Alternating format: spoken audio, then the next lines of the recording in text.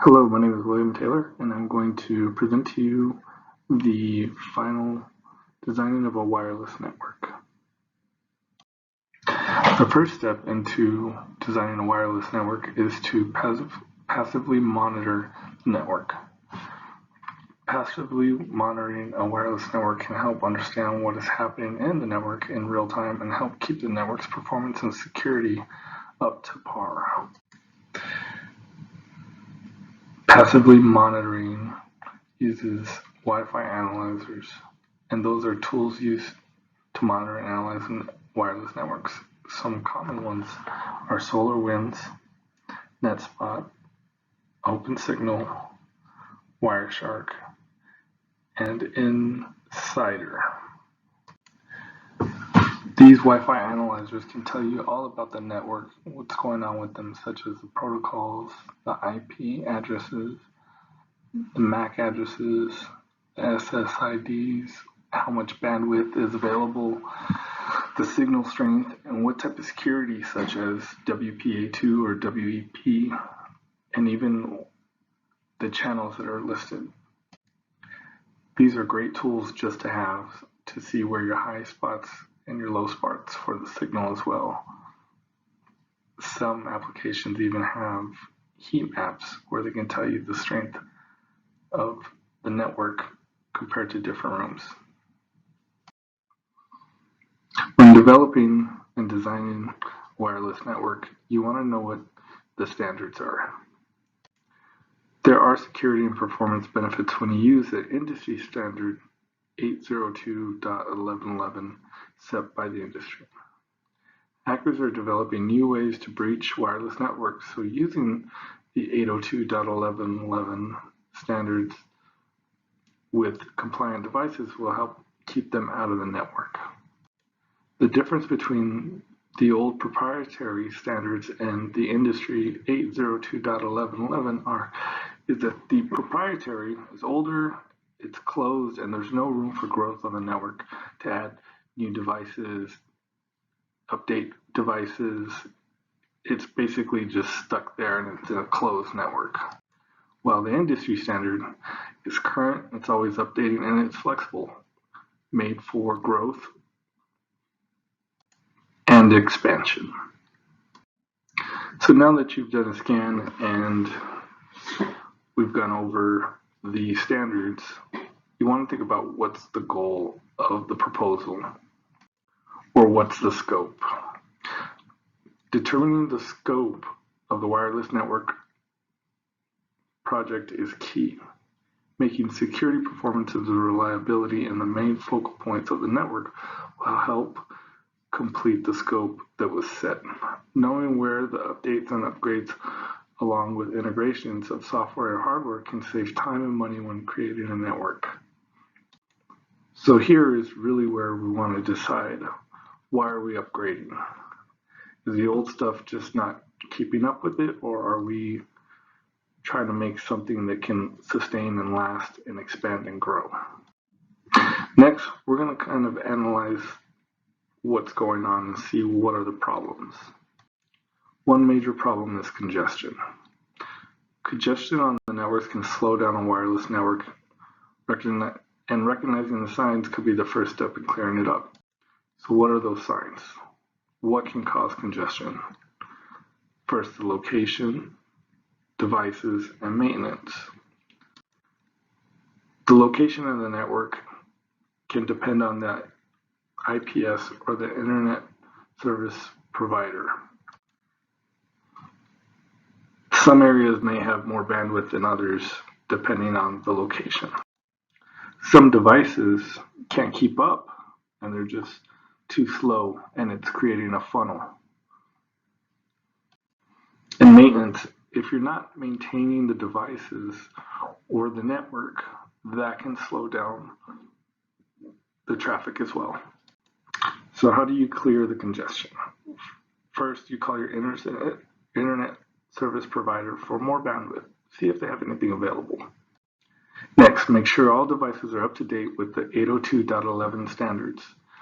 That means that they're all compliant and they're running as best as they can for the network. And And also, you can schedule maintenance scans on the devices and the networks to make sure that they're running functionally and all security updates are up to date. Next, we're going to go over quality of service. Quality of service is any type of technology that manages traffic on a network to reduce common issues associated with packet loss, jitter, latency, and bandwidth on the network. When designing a network, the quality of service requirements can list out the details and performance availability, and scalability of the network. Here, this is where it'll tell us what's needed in the devices, the service of the network, and how long and how big the network will be. This is good information indeed about the devices and how they're going to perform on the network. Next, we have reliability and security. A fast, reliable network that is safe for everyone without breaches is what most people want in a network. So how can you minimize the risk? Reliability and security are two major focal points creating and upgrading a wireless network. Examples of security requirements could be the user login and password, restricted access, data encryption, using firewalls, security updates, and using a virtual private network or a VPN. All those requirements will be used in designing a wireless network, and those can help keep people on the network in the right areas when they're logged in. This is the fun part. This is where you get to be creative and see what works and what doesn't. Here we have the internet service provider, then a firewall, then a hub or a router, and it stretches to the school server and the IT department. From there, it's separate from everything else to make sure that nothing can get in or out, and it's protected by another firewall. Then it has a router connected to a wireless access point where the VoIP telephones are. Then in the educators area, in the maintenance area, they have their phone and their tablets. Administration has their desktops. And then there's another server for the VPN with another firewall to protect things. And then you have another access point. And then that's where you'll have most of the users, such as the students or people at the college, using the wireless network. After we created the layout of the wireless network, we're going to get into the detailed design of the wireless network. And for the wireless network, listing all the devices and equipment needed with the details about them will show that the research has been done to make it more cost-effective and performance-effective for the network. We're going to be using Cisco VoIP phones. For 7, they cost about $1,700. They're all in stock. They come with the lifetime warranty, and they can handle up to 16 lines each. Well, we're also using a VPN router that has a dual wide area network, and they cost about $300 each. So for all three, it'll be about $900. They're in stock. It has a security and speed for multiple users to be on there, and it comes with a limited warranty. The access points we're going to use are from Cisco as well, and they cost about $250 each. So for 2 of them, they'll be about $500. They are current with the industry standards, and they are in stock as well. The maintenance department will have Apple iPhone 6s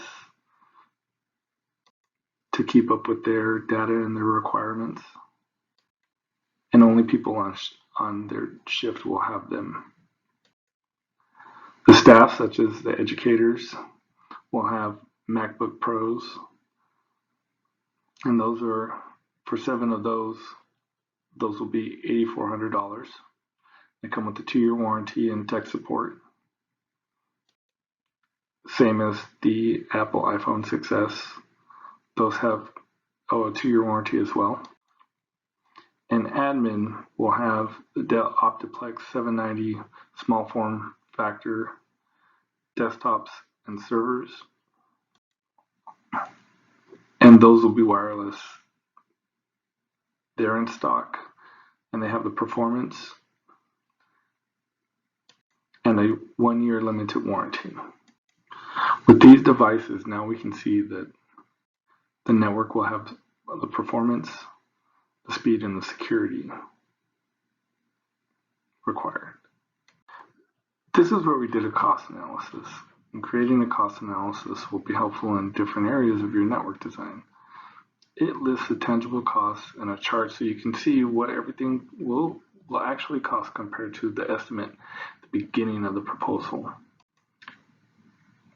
At the beginning of the proposal, we had the cost of the network being around $200,000.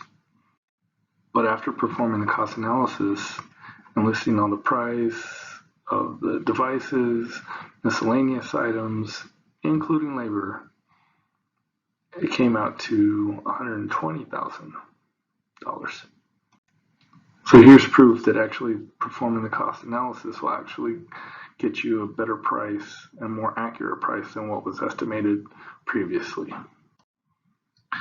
After the proposal is done and the network is up, we're going to want to do a test. And the test we're going to do is called a penetrating test. And there's 3 different variances of the penetrating test.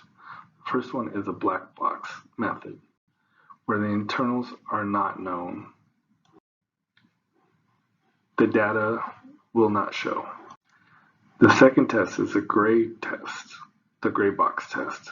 And that one is where you get some of the information, but not everything. And the last one is a white box test. And that one, everything's known, the data's been analyzed, but at the same time, you cannot access the data until it's done, until the test is done. And that's the test we're going to do, because if we're updating the wireless network, then it's easier to perform the test with no data. It's easier to perform the test with no data being able to be pulled out and nobody can access it.